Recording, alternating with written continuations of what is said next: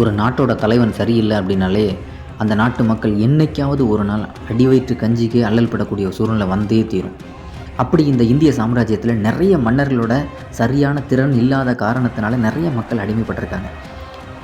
எங்கிருந்தோ வந்த டச் கிழக்கிந்திய கம்பெனி இங்கே இந்தியாவில் உள்ள மக்களை இங்கே நடந்த போர் சூழ்நிலைகள் காரணமாக அவங்கள அடிமையாக்கி ஒருவேளை சாப்பாட்டுக்கே வழி இல்லாத அளவுக்கு சூழ்நிலைக்கு கொண்டு வந்து இங்கேருந்து வணிகத்தை, அதாவது அடிமை வணிகம் செஞ்ச ஒரு கூட்டம் அப்படின்னா அது டச்சு கிழக்கிந்திய கம்பெனி தான். நம்ம மக்களை எல்லா நாடுகளுக்கு அனுப்புனாங்க. இன்னொன்று, அதே மாதிரி ஆப்பிரிக்காவில் பயங்கரமான அடிமைகள் இருந்தாங்க. அவங்களையும் உலக அளவில் எல்லா நாடுகளுக்கும் விற்பனை செஞ்சுட்டு இருந்தாங்க இந்த டச்சுக்காரங்க. அப்படிப்பட்ட இந்த டச்சுக்காரங்க இந்தியாவில் தோல்வியை சந்தித்ததே இல்லை.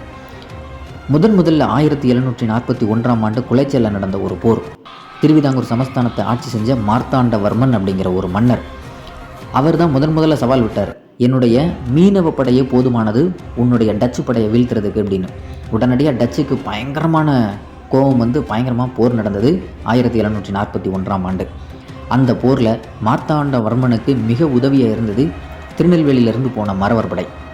2 படைகளும் சேர்ந்து போர் புரிஞ்சதில் 1741 முதல்ல இதுவரைக்கும் தோல்வியே சந்திக்காத ஒரு டச்சு படைக்கு தோல்வியை கொடுத்தது திருவிதாங்கூர் சமஸ்தானத்தை ஆட்சி செஞ்ச மார்த்தாண்டவர்மன்.